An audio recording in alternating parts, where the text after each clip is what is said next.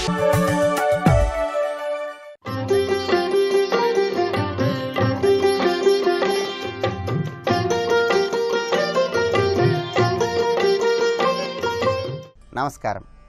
ప్రేక్షకులందరికీ శుభోదయం. ఈనాటి శుభయోగం శీర్షికన శనివారం సందర్భంగా శనిదోష తీవ్రతను తగ్గింపజేసుకోవటానికి ఎటువంటి ప్రత్యేకమైన విధి విధానాలను పాటించాలో పరిశీలిద్దాం.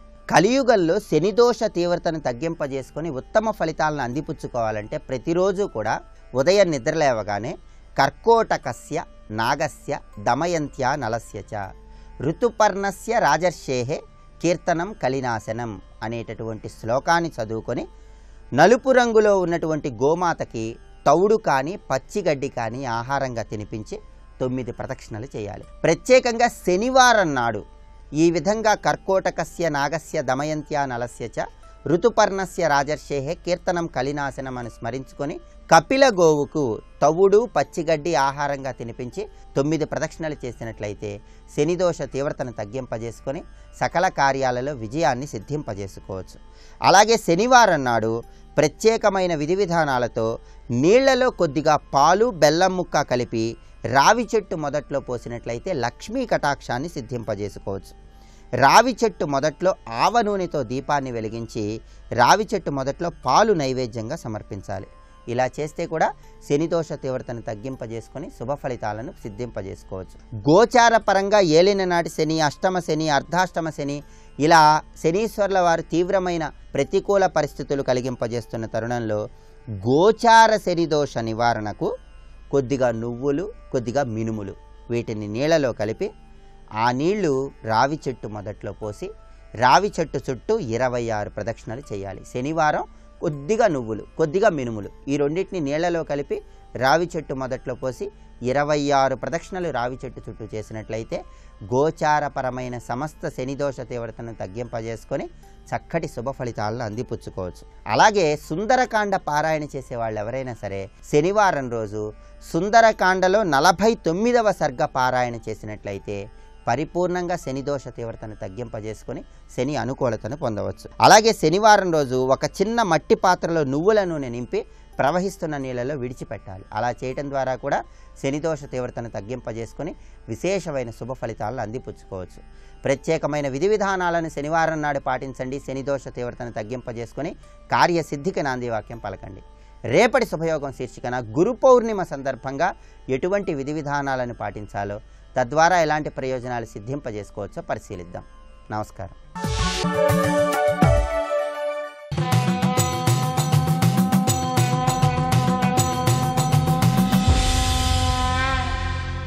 శతక సాహితీ సరస్వతికి నమస్కారం.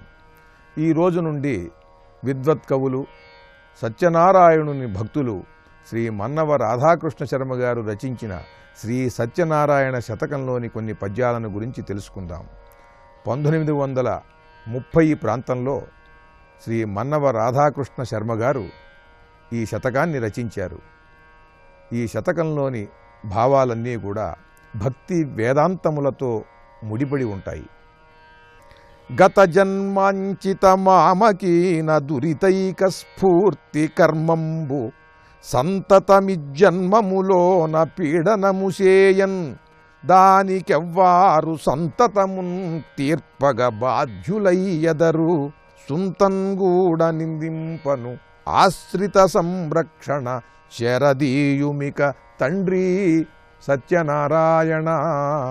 ఓ సత్యనారాయణ స్వామి, గత జన్మాంచిత మామకీన దురితైక స్ఫూర్తి కర్మంబు, నేను గత జన్మలలో చేసినటువంటి పాపములు, ఆ పాపకర్మలు, ఆ ప్రారబ్ధం అలా నన్ను వెన్నంటి ఆశ్రయించి ఉండటం వల్ల ఈ జన్మలో సంతతమిజ్జన్మములోన పీడనముసేయన్, ఈ జన్మలో నాకు ఎదురయ్యే కష్టములన్నీ ఆ పాపముల యొక్క ప్రభావం వల్లనే అని తెలిసి దానికెవ్వారు సంతతమున్ తీర్పగ బాధ్యులయ్యెదరు, నిరంతరము కష్టములు ఎదురవుతున్నాయి.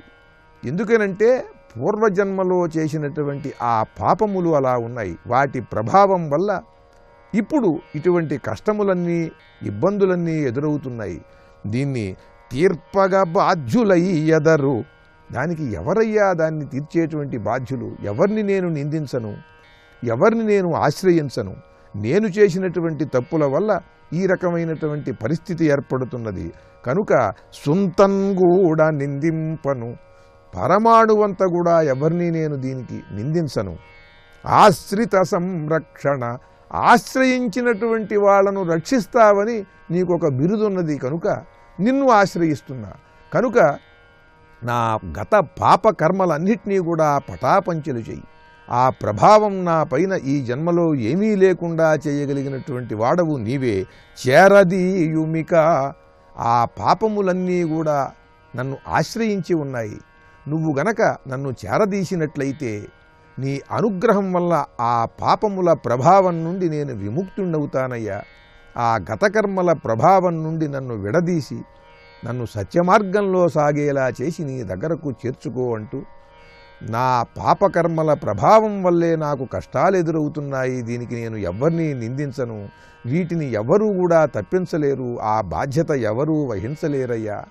ఆర్తత్రాణ పరాయణుడవైన నీవు మాత్రమే చేయగలవు, నన్ను రక్షించు అంటూ సత్యనారాయణ స్వామికి తనను తాను సర్వసమర్పణ చేసుకుంటూ పశ్చాత్తప్తులై, పూర్వజన్మలో చేసినటువంటి తప్పులకు ఈ జన్మలో పశ్చాత్తప్తులై అద్భుతమైన పద్యరచన చేసి భక్తితో ఆర్తితో గొప్ప శతకాన్ని వ్రాసి మనకు అందించిన శ్రీ మన్నవ రాధాకృష్ణ శర్మ గారి సత్యనారాయణ శతకంలోని మరి ఒక పద్యం గురించి రేపు ఉదయం తెలుసుకుందాం. ఓం శ్రీ సత్యదేవాయ నమః.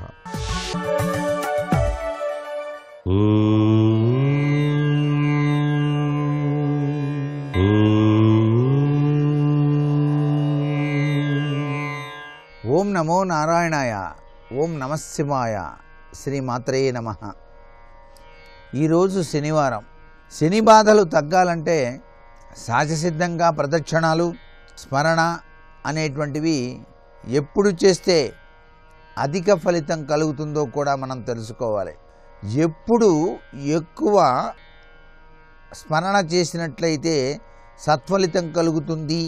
శని యొక్క ప్రభావం రాత్రి ఆకాశంలో నక్షత్ర దర్శనం తర్వాత నుండి తిరిగి మరుసటి నాడు ఉదయం సూర్యోదయానికి 2 ఘడియలు ఉంటుంది. ఇది బాగా గుర్తుపెట్టుకోవాలి. కనుక రాత్రి నక్షత్ర దర్శన అనంతరం శనికి సంబంధించినటువంటి స్థుతులను పఠించటం మంగళకరంగా మనకు శాస్త్రంలో చెప్పారు. సహసిద్ధంగా ప్రతి ఒక్కరూ కూడా ఉదయం పూటనే ఆ స్తోత్ర పఠనాలు అనేటువంటివి చేస్తూ ఉంటారు. కానీ ఇక్కడ శనికి సంబంధించినంత వరకు నక్షత్ర దర్శనం తర్వాత కనుక పఠించినట్లయితే సత్ఫలితం కలగటానికి ఎక్కువ ఆస్కారం ఉంటుంది. శనికి సంబంధించిన మూల మంత్రాలు ఉంటాయి, వాటిని కూడాను చక్కగా అనుష్ఠానం చేసుకోవచ్చు. నక్షత్ర దర్శనం అనంతరం కూడా శమగ్నిరగ్నిభిస్కరశ్చన్న సబతు సూర్య సంవాతో వాత్పరపా అపసృత అనేది శని యొక్క మూల మంత్రం. అలాగే దశరథ కృత శని స్తోత్రం అని చెప్పేసి ఉంటుంది.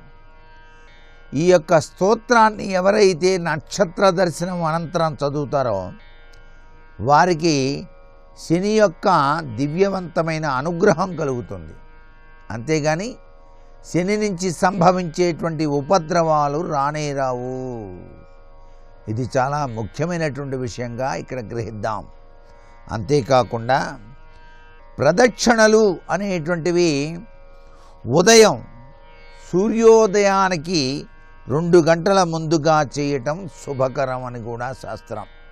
దేవాలయంలో నవగ్రహాల చుట్టూ ప్రదక్షిణ చేసేటప్పుడు సూర్యోదయ పూర్వమే నవగ్రహ ప్రదక్షిణ చేసినట్లయితే ఉత్తమోత్తమమైనటువంటి ఫలితం ఇస్తుంది.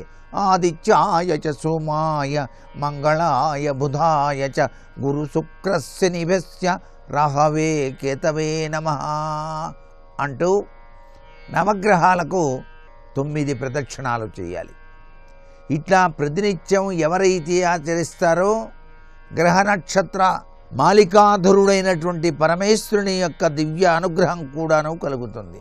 నక్షత్రాలన్నీ కూడాను చక్కగా యోగవంతమైన ప్రభావంలోకి వచ్చేటట్టు, గ్రహాలన్నీ కూడాను చక్కటి యోగాన్ని ప్రసాదించేటట్టు చేస్తాడు పరమశివుడు.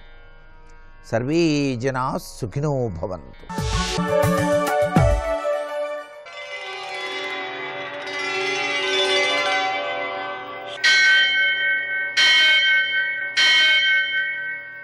సహస్రశీరుషం దేవం విశ్వాక్షం విశ్వశంభువం విశ్వం నారాయణం దేవమక్షరం పరమం పదం విశ్వతః పరమాం నిత్యం విశ్వం నారాయణగుం హరిం విశ్వమేవేదం పురుషస్తద్విశ్వముపజీవతి పతిం విశ్వస్యాత్మేశ్వరం శాశ్వతం శివమచ్యుతం నారాయణం మహాజ్ఞేయం విశ్వాత్మానం పరాయణం.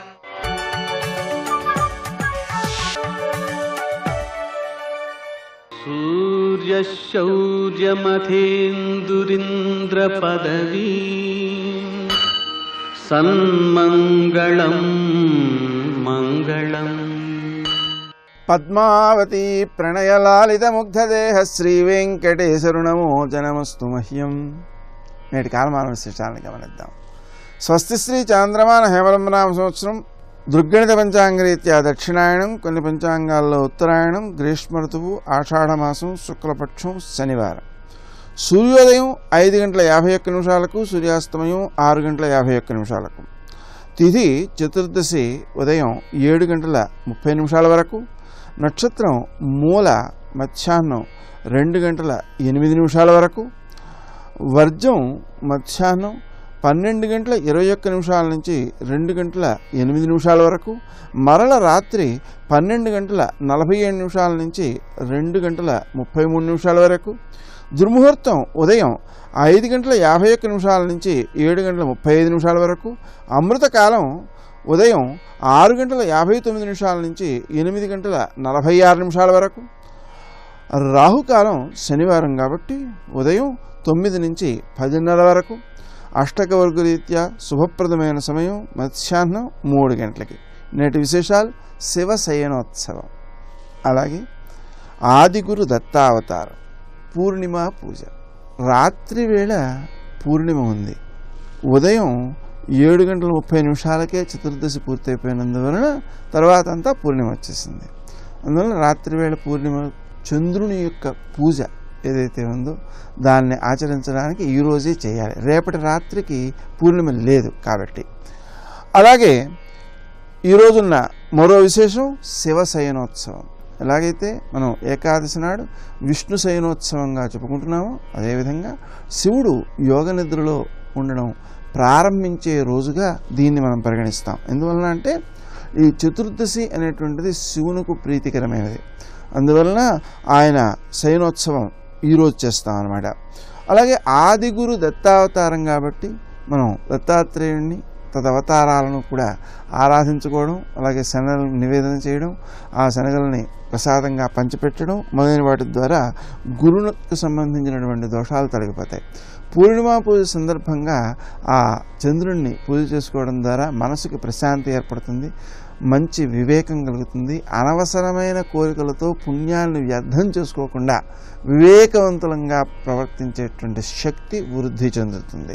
ప్రత్యేకించి శనివారం కాబట్టి శివునికి నల్ల నువ్వులతో పూజ చేయడం, వాటిని ఆవులకు పెట్టడం, ఆంజనేయ స్వామికి పూజ చేసుకోవడం, హనుమాన్ చాలీసా పారాయణ చేసుకోవడం, వెంకటేశ్వర స్వామికి దీపారాధన చేయడం మొదలైన వాటి ద్వారా ఆ గ్రహ దోషాలను పూర్తిగా నివారించుకోగలుగుతాం. నేటి ఆణిముత్యాలు.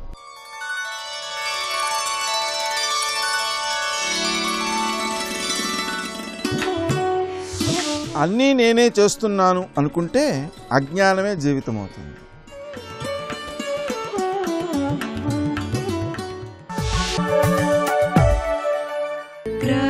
ప్రాతస్మరామి లలితావదనారవిందం బింబాధరం పృథులమౌక్తికశోభినాశం ఆకర్ణదీర్ఘనయనం మణికుండలాఢ్యం మందస్మితం మృదు మదోజ్వల ఫాలదేశం. తమ్మ చూపుని అగస్త్యుడితో పోలుస్తున్నారు. అగస్త్యుడు వారు చేసిన ఘనకార్యాలు ఏంటండి? ఎవడు ఎక్కి దాటలేని కొండనెక్కి దాటిపోయాడు. ఏమిటా కొండ? వింధ్య పర్వతం. పురాణకి హిస్టరీ తెలిస్తే కానీ అర్థం కావు. వింధ్య పర్వతం దాటాడు. ఇంకోటి ఏం చేశాడు? సముద్రాన్నంతటా ఆపోజిషన్ పెట్టేశాడు. మా అమ్మ చూపులు అగస్త్యుడు లాంటివి అన్నాడు. ఈ చెప్పడంలో ఉద్దేశం చూడండి, రాముడితో పోల్చడంలో ఉద్దేశం ఏంటంటే రామతత్వం అమ్మతత్వం ఒక్కటే. రామా రమణలంపట. ఆ రామతత్వమే శ్రీరామో లలితాంబిక. ఆ మాట అక్కడ ధ్వనింపజేయడం. ఇప్పుడు ఇందులో కూడా గొప్ప భావం మనం చూద్దాం. అమ్మా, నీ కనుచూపుల మహత్వం ఎలాంటిది అంటే అచ్చం అగస్త్యుల్లాగే ఉన్నాయమ్మా అన్నాడు. మాహాత్మ్యసేవధిరసౌ 20వ పద్యం. తవ దుర్విలంఘ్య సంసార వింధ్యగిరి కుంఠన కేళిచుంచు దర్యాంబుధిం పశుపతేశ్చుళికీకరోతి కామాక్షి వీక్షణ విజృంభణ కుంభజన్మా. అమ్మవారి యొక్క చూపు అనే అగస్త్యుడు ఏం చేశాడంటే ఒక కొండ దాటేశాడు, దాటించేశాడు.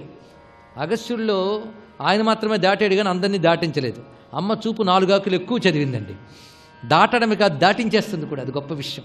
ఏమిటో తెలుసా? సంసారమనబడే వింధ్య పర్వతాన్ని దాటించుతుంది అన్నాడు. ఇక్కడ సంసారాన్ని కొండతో పోల్చాడు.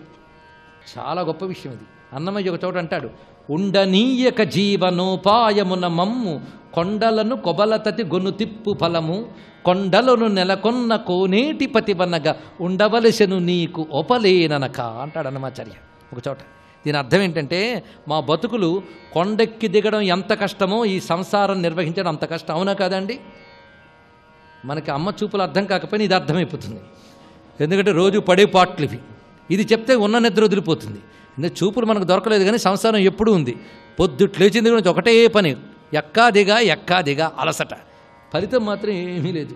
పైగా ఎప్పుడైనా కొండ దాటి అవతలికి వెళ్ళామా? లేదు. ఆ తాపత్రయంతో ఈ కొండను దాటలేకపోతున్నానమ్మా.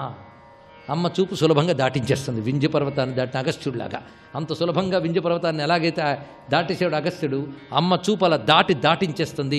మనం దాటలేని సంసారం అనే మహాపర్వతాన్ని దాటించేస్తుంది. అనగా సంసారాన్ని తరింపజేయడమే తారకము. అదే మోక్షం అంటే, మరొకటి కాదు. రెండవది, సముద్రం చేసిన మరో పని ఏమిటి? నిండుగా ఉన్నటువంటి సముద్రం మొత్తం తాగేశాడు. అదేవిధంగా మా అమ్మ చూపు కూడా నిండుగా ఉన్నటువంటి ఒక సముద్రాన్ని తాగేసిందిట. ఏమిటా సముద్రం అంటే శివుని యొక్క ధైర్యం అనే సముద్రాన్ని తాగేసింది అన్నాడు ఇక్కడ. అంటే నాకు చాలా ధైర్యం ఉంది, నన్నెవరూ చలింపజేయలేరు, నన్నెవరూ కదిలింపజేయలేరు, కదిలిద్దామని వచ్చిన మన్మధుడిని కూడా తగలబెట్టేశాను అని చాలా ధైర్యంగా ఉన్నాడు ఆయన. ఆయన ధైర్యం సముద్రంలో అంత గంభీరంగా ఉంటే అంత ధైర్యాన్ని ఒక్క చూపుతో లాగేసింది ఇప్పుడు మొత్తం. అందుకు అగస్త్యుడిలాగా శివుడు ధైర్య సముద్రాన్ని తాగేసింది. అగస్త్యుని వలె సంసారమనే వింధ్య పర్వతాన్ని అణచివేసి దాటించేసింది. ఇక్కడ అణచివేసి దాటించిందండి. అది గొప్ప విషయం. ఎందుకంటే అగస్త్యుడు తెలివిగా వింధ్య పర్వతం తల వంచి దాటేశాడు మహానుభావుడు. అలాగే సంసారం తల వంచి దాటించుతుంది అని ఇక్కడ వర్ణిస్తున్నాడు. తర్వాత అమ్మ చూపుల్ని వెన్నెలతో పోలుస్తున్నారు. అన్నీ చల్లనివే. వెన్నెల అటు వెలుగు ఉంటుంది, హాయిగా ఉంటుందండి. సూర్యుడు ఉన్నాడే, వెలుగుంటూ ఉంది కానీ వేడి తట్టుకోలేం. వెన్నెల నిండు వెన్నెలు ఊహించండి, వెలుగు ఉంటుంది, చల్లగా ఉంటుంది, కాసేపు తిరగాలనిపిస్తుంది. ఎంత ఎండ అయినా మనం ఏసీ గదిలోంచి కిటికీలోంచి చూడగలం కానీ అందులోకి వెళ్ళి నిలబడగలమా? వెన్నెలైతేనా హాయిగా ఉంటుంది. అమ్మ చూపు వెన్నెలట. అయితే వెన్నెలకి ఏ లక్షణాలు ఉన్నాయో అమ్మ చూపుకు ఆ లక్షణాలు ఉన్నాయి. పీయూష వర్ష శిశిరా స్ఫుటదుత్పల శ్రీమైత్రీ నిసర్గ మధురా కృతతారకాప్తి కామాక్షి సంశ్రితవతి వపురష్టమూర్తే జ్యోత్స్నాయతే భగవతి త్వదపాంగలీలా. నీ కటాక్షము వెన్నెల్లా ఉన్నదమ్మా. వెన్నెల కిరణాల్లో తడి ఉంటుందట. అమ్మ చూపు కిరణాల్లో అమృతం ఉంది. ఇది చూస్తున్నాడు. అమృతపు తడి ఉంది. పీయూష వర్ష శిశిర, అమృతాన్ని కురిపిస్తున్న వెన్నెల వంటి చూపులవి. పైగా వెన్నెలకి కలువలతో మైత్రి ఉన్నది. అలాగే నీ కన్నులకి కలువలతో మైత్రి ఉన్నది. అంటే అర్థం ఏంటి? కలువ వంటి కన్నులు అని చెప్పడం. మైత్రి అంటే పోలిక అని అర్థం. వెన్నెలకి కలువలతో మైత్రి ఉన్నట్టుగా నీ చూపులనే వెన్నెలకి నీ కన్నులనే కలువలతో మైత్రి ఉన్నదమ్మా అన్నాడు ఇక్కడ. అందుకే స్ఫుటదుత్పల శ్రీ మైత్రి. వెన్నెల నిసర్గమధుర. నిసర్గమధుర అంటే స్వభావ సిద్ధంగా హాయిగా ఉంటుందండి. వెన్నెల లక్షణమే హాయిగా ఉంటుంది. అందుకు నిసర్గ మధుర, ఎంత అద్భుతమైన మాట చెప్పాడు. వెన్నెల చూసిన వారందరికీ హాయని ఎలా అనిపిస్తుందో అమ్మ కన్నుల్లో చూపులు కూడా నిసర్గ మధురములు, సహజముగా మధురమైన అంటే ఆనందకరమైన స్వభావము కలిగినవి. కృత తారకాప్తి, వెన్నెల తారకలతో కలిసి ఉంటుంది, అంతే కదండి. వెన్నెలు వచ్చినప్పుడు ఆకాశంలో నక్షత్రాలకు ఉంటాయి తారకలు, అలాగే అమ్మవారి చూపు వెన్నెలు కూడా తారకలతో కలిసిందిట. తారక శబ్దానికి 2 అర్థాలు ఉన్నాయి, తీసుకోండి. అక్కడ వెన్నెలలో తారకలంటే నక్షత్రాలు, ఇక్కడ చూపు వెన్నెల తారకలంటే కనుపాపలు, ఇది అర్థం. తారక శబ్దానికి అర్థం కనుపాపలు అని అర్థం. ఆ వెన్నెల తారకలతో కలిసింది, నీ చూపు వెన్నెల తారకలతో కలిసింది, కనుపాపలతో కలిసినది. పైగా ఆ వెన్నెల ఒకడిని అంటి పెట్టుకునిందా విడిచిపెట్టకుండా, ఎవరినండి? చంద్రుణ్ణి, అంతే కదండి. వెన్నెల ఎప్పుడు చంద్రుణ్ణి విడిచిపెట్టకుండా ఉంటుంది. అలాగే నీ చూపు వెన్నెల అష్టమూర్తిని అంటి పెట్టుకునిందమ్మా అన్నాడు. అక్కడ అద్భుతమైన మాట చెప్పాడు చూడండి. అష్టమూర్తి అంటే ఎవడు? శివుడు.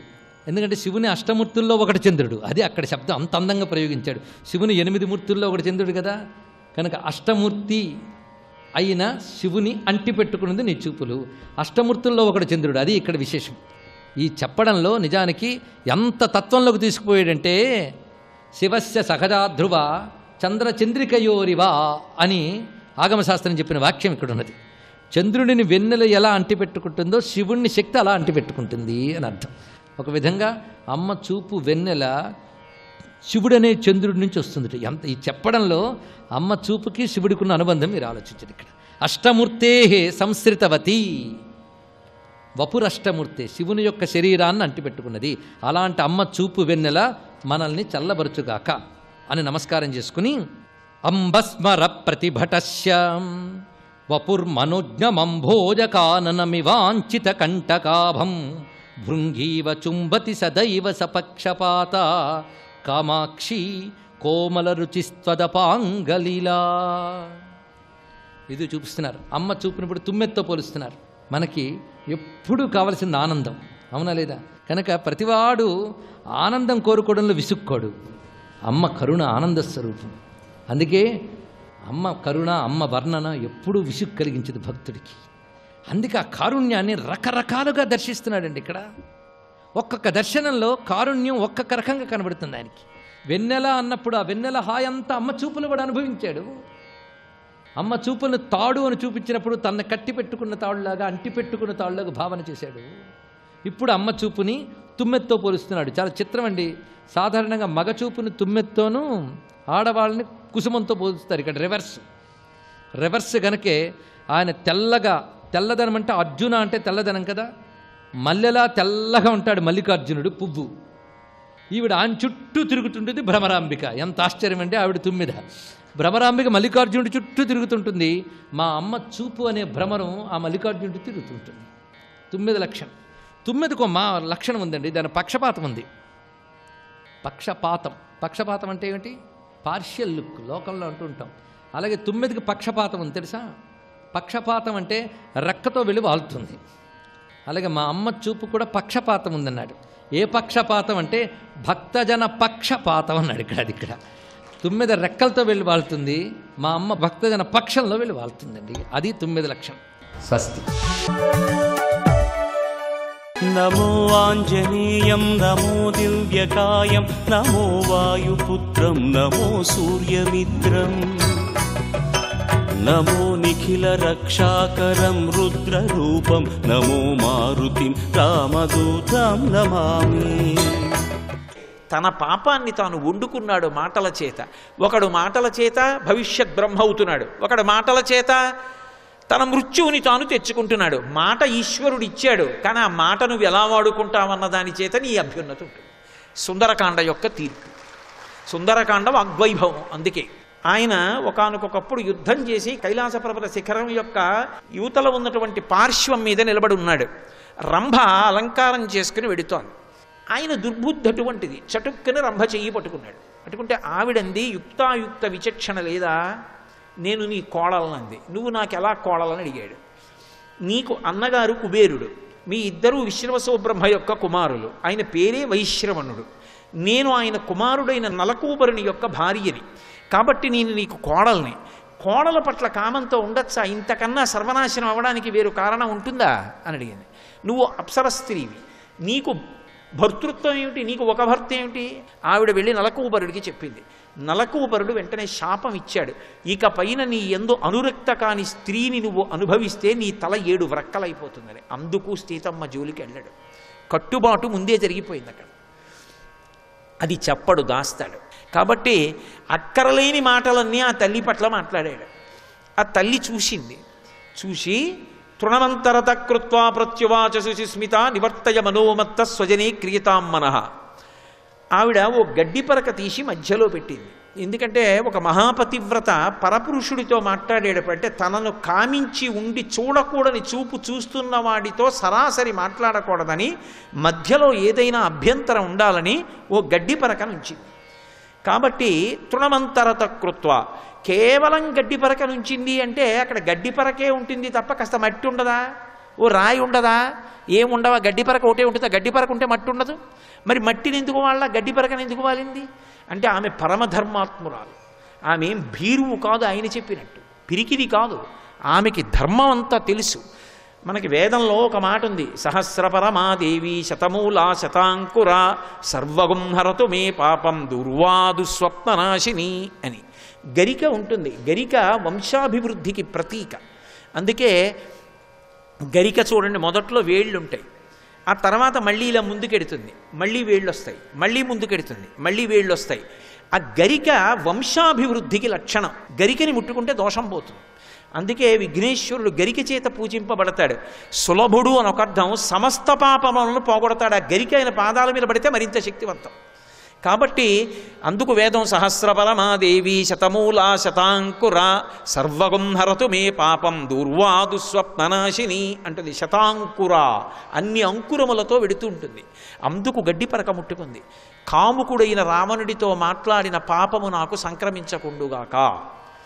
2, ఆమె గడ్డి పరకను ఎందుకు పెట్టిందంటే ఒకానొకప్పుడు కాకాసురుడు అమ్మవారి యొక్క వక్షస్థలం మీద గాఢ వేస్తే రామచంద్రమూర్తి ఒక్క గడ్డి పరకని తీసి బ్రహ్మాస్త్రాన్ని అభిమంత్రించి విడిచిపెడితే కాకి 3 లోకములు తిరిగి వచ్చి మళ్ళీ రాముడి పాదముల మీద పడి శరణాగతి చేసి తనను తాను రక్షించుకోవలసి వచ్చింది.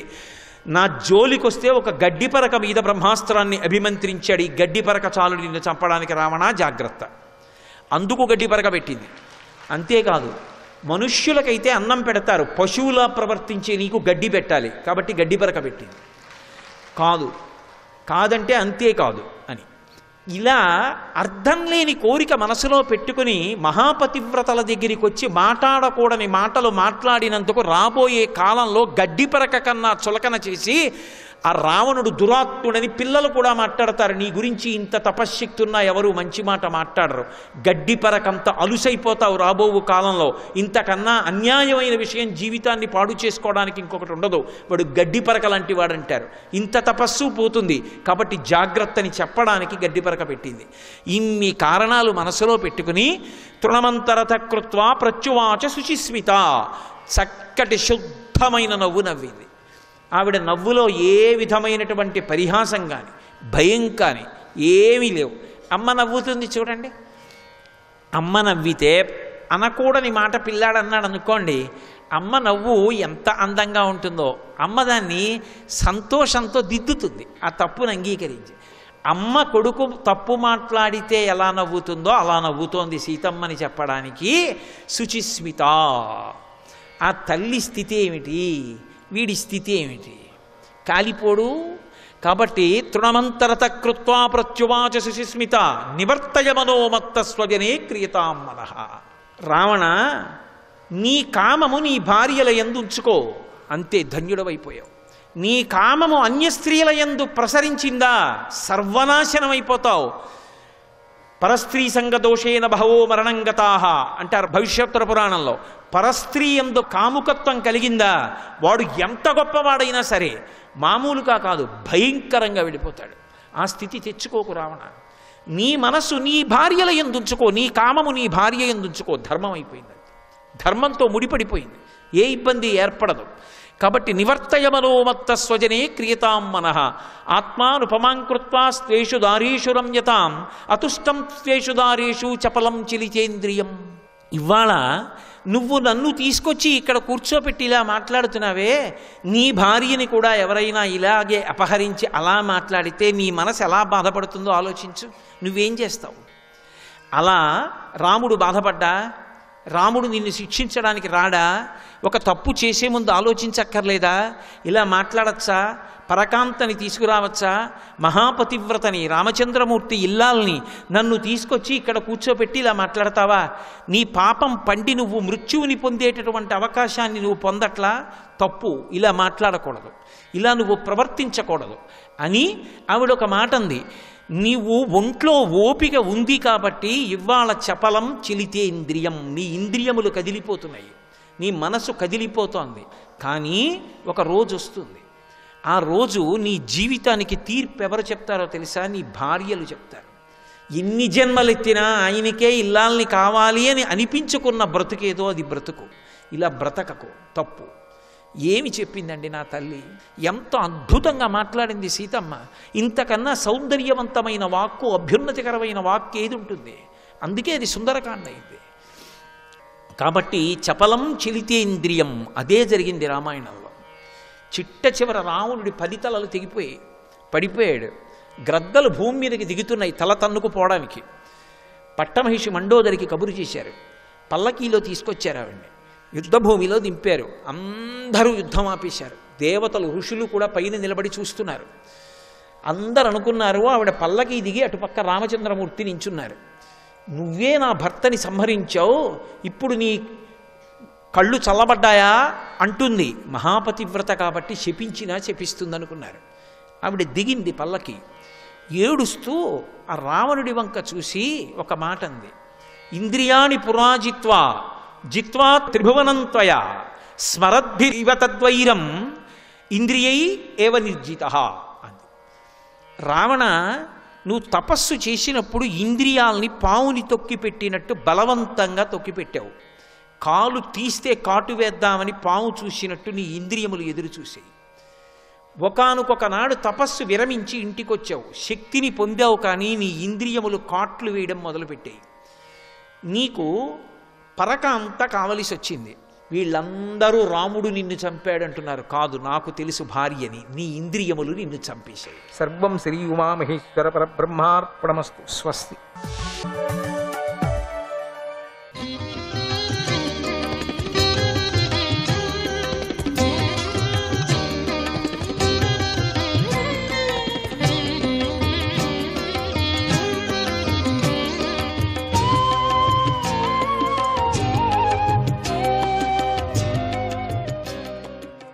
నారాయణ నారాయణ నారాయణ నారాయణ. ఆ జయద్రుతుడికి సంభూతి యందు విజయుడు పుట్టాడు. విజయుడికి ధృతి, ధృతికి ధృతవ్రతుడు జన్మించారు. ఆ ధృతవ్రతుడికి సత్కర్ముడు, సత్కర్ముడికి అతిరథుడు పుట్టారు. ఆ అతిరథుడికి సంతానం లేదు. ఆ కాలంలో కన్య అయిన కుంతీదేవి ఒక శిశువును కని ఆ శిశువును ఒక పెట్టెలో పెట్టి విడిచిపెట్టింది. అప్పుడు అతిరథుడు గంగా తీరంలో విహరిస్తూ ఆ శిశువును చేరదీసి తన పుత్రుడిగా పెంచుకున్నాడు. అతడే కర్ణుడు. మహారాజైన ఆ కర్ణుడికి వృషసేనుడు పుట్టాడు. యయాతి మహారాజు యొక్క పుత్రులలో దృహ్యుడికి బభ్రుహు పుట్టాడు. ఆ బభ్రుహుకు సేతువు, అతడికి అరబ్ధుడు, అతడికి గాంధారుడు, అతడికి ధర్ముడు, అతడికి ధృతుడు జన్మించారు. ఆ ధృతుడికి దుర్మనసుడు కలిగారు. అతడికి ప్రచేతసుడు జన్మించారు. ఆ ప్రచేతసుడికి 100 మంది పుత్రులు కలిగారు. వారు ఉత్తర దిక్కును ఆశ్రయించి మ్లేచ్ఛులకు రాజులయ్యారు.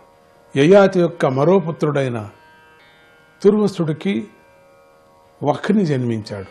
వఖ్నికి భర్గుడు, భర్గుడికి భానుమంతుడు కలిగారు. భానుమంతుడికి త్రిభానుడు, త్రిభానుడికి కరంధముడు జన్మించారు. కరంధముడికి మరుతుడు కలిగారు.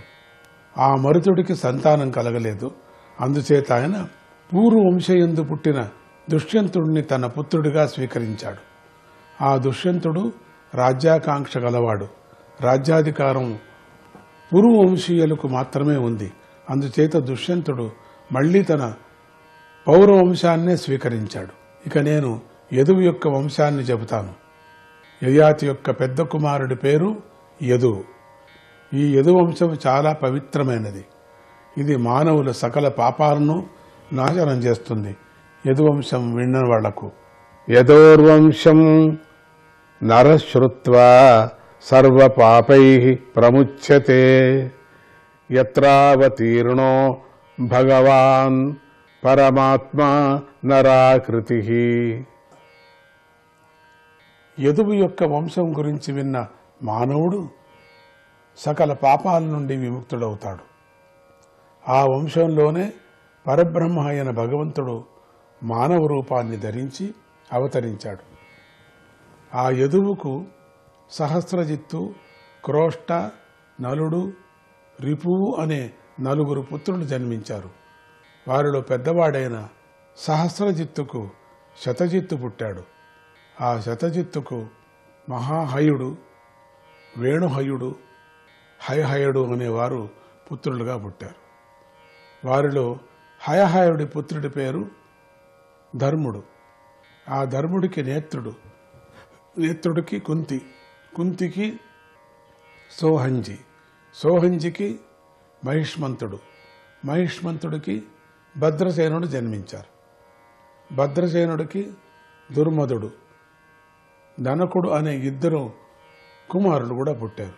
వారిలో ధనకుడికి కృతవీరుడు, కృతాగ్ని, కృతవర్మ, క్రౌతాజసుడు అనేటువంటి 4 పుత్రులు కలిగారు. వారిలో కృతవీరుడికి అర్జునుడు పుట్టాడు. ఆ అర్జునుడు 7 ఖండాలకు ప్రభువయ్యాడు. దత్తాత్రేయాద్ రేరంశాత్ ప్రాప్త యోగ మహాగుణా. అతడికి శ్రీహరి అవతారమైన దత్తాత్రేయుడి వల్ల యోగము, యోగసిద్ధులు లభించాయి. యజ్ఞము, దానము, తపస్సు, యోగము, జ్ఞానము, పరాక్రమము, విజయము, దుష్టశిక్షణము మొదలైన గుణాలలో ఆ కార్తవీరుడికి మహారాజులెవరూ కూడా సాటిరారు. ఎందుకంటే కార్తవీరుడు అపరిమిత బలవంతుడు, క్షీణించిన శక్తి గలవాడు. 85,000 సంవత్సరాల కాలం నిరాటంకంగా ఇంద్రియ భోగాలను అనుభవించాడు. ఆయనకు తన సంపద నష్టమైంది అనేటువంటి ఘటన ఏనాడూ లేదు, స్మృతిలో కూడా లేదు. అందుచేత ఆయనను స్మరించే వారికి కూడా సంపద నష్టం కాదు. ఆ కార్తవీర్యార్జునుడికి 10,000 మంది పుత్రులు జన్మించారు. కానీ పరశురాముడితో జరిగిన యుద్ధంలో జయధ్వజుడు, శూరసేనుడు, వృషభుడు, మధువు, ఊర్జితుడు అనే 5 మాత్రమే ప్రాణాలతో మిగిలి ఉన్నారు. ఈ 5లో జయధ్వజుడికి తాళజంగుడు పుట్టాడు.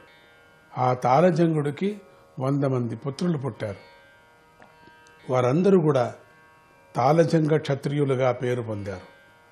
సగర మహారాజు ఓరవ మహర్షి నుండి ఆగ్నేయాస్త్రాన్ని పొంది దానితో ఆ తాళజంగములను సంహరించాడు. ఆ తాళజంగాలతో పెద్దవాడు వీతిహోత్రుడు, తర్వాత కార్తవీరుడు పుత్రుడైన మధువు అనే పుత్రుడికి 100 మంది పుత్రులు జన్మించారు. వారిలో వృష్టి అనేవాడు పెద్దవాడు. యదువు, వృష్టి, మధువు వీరి వల్లనే వంశాలు విస్తరిస్తాయి. యదువుకు క్రోష్టువు, క్రోష్టువుకు వృంజినవంతుడు, వృంజినవంతుడికి శ్వాహి, స్వాహికి ఋషేకుడు, ఋషేకుడికి చిత్రరథుడు, చిత్రరథుడికి శశబిందువు జన్మించారు. ఆ శశబిందువు చాలా గొప్పవాడు. ఆయన గొప్ప భోగి మాత్రమే కాకుండా గొప్ప యోగి కూడా అయ్యాడు. ఆయన ఓటమి తెలియనివాడు. ఏనుగు, గుర్రము, రథము మొదలైన 14 రకాల గొప్ప వస్తువులు ఆయన వద్ద ఉన్నాయి. గొప్ప కీర్తి గల ఆ శశబిందు మహారాజుకు 10,000 మంది భార్యలున్నారు. ఆయనకు వారి యందు 10,000 లక్షల పుత్రులు పోయి ఆ 100 కోట్ల మంది పుత్రుల్లో పృథుశ్రవసుడు, పృథుకీర్తి అనే మొదలుగా గల 6 పుత్రులు మాత్రమే ఖ్యాతి గడించారు. అమ్మ. వారిలో పృథుశ్రవసుడికి ధర్ముడు పుట్టాడు. ఆ ధర్ముడు గొప్పవాడు. అతడికి ఉషనుడు కలిగారు. అతడు 100 అశ్వమేధ యాగాలను చేశాడు. ఆ ఉషనుడికి రుచికుడికి 5 పుత్రులు కలిగారు. వారి పేర్లను కూడా విను. పురజిత్తు, రుక్ముడు, రుక్మేషువు, పృథువు, జామగుడు అని వారి పేర్లు. వారిలో జామగుడికి తన భార్య అయిన శేభ్యయందు సంతానం కలగలేదు. అయినా ఆయన భార్య కోపిస్తుందనే భయంతో మరొక స్త్రీని పెళ్లి చేసుకోలేదు. కానీ ఒకనాడు శత్రురాజుని జయించిన సందర్భంలో శత్రువు యొక్క అంతఃపురం నుండి భోజవంశానికి చెందిన భోజ్య అనే కన్యను రథంలో తీసుకొని వచ్చాడు. అప్పుడు జామకుడి భార్య అయినటువంటి శైభ్య రథంలో ఉన్న భోజ్యను చూసి, ఓ మోసగాడా, రథంలో నా స్థానంలో ఈమెను నువ్వు ఎందుకు ఎక్కించావు? ఈమె ఎవరు అని గద్దించింది. జామకుడు నీ కోడలు అని చెప్పాడు. అప్పుడు శైభ్య చిరునవ్వు నవ్వుతూ, నాకు పిల్లలు లేరు, ఇక ఈమె నాకేలా కోడలవుతుంది? నీ మాట ఎలా నిజమవుతుంది అని ప్రశ్నించింది. అప్పుడు రాజుగారు, ఓ మహారాణి, నీవు పుట్టబోయే కొడుకు ఈమెకు పెళ్లి చేసుకుంటాడు అన్నాడు. ఆ మాటలు విని విశ్వదేవతలు, పితృదేవతలు సమ్మతించారు. వారి అనుగ్రహం శైభ్య జామగులపై ప్రసరించింది. కొంతకాలానికి శైభ్య గర్భం దాల్చి పండు వంటి పిల్లవాడిని కన్నది. ఆ బాలుడిని విదర్భుడని పిలిచేవారు. అతడు పెరిగి పెద్దవాడి సాధ్వైన భోజ్యను పెళ్లి చేసుకున్నాడు. ఈ విధంగా భోజ్య నిజంగానే శైభ్యకు కోడలయ్యింది. ఇంతటితో 9వ స్కందంలోని 23వ అధ్యాయం సమాప్తమవుతున్నది. నారాయణ నారాయణ నారాయణ నారాయణ.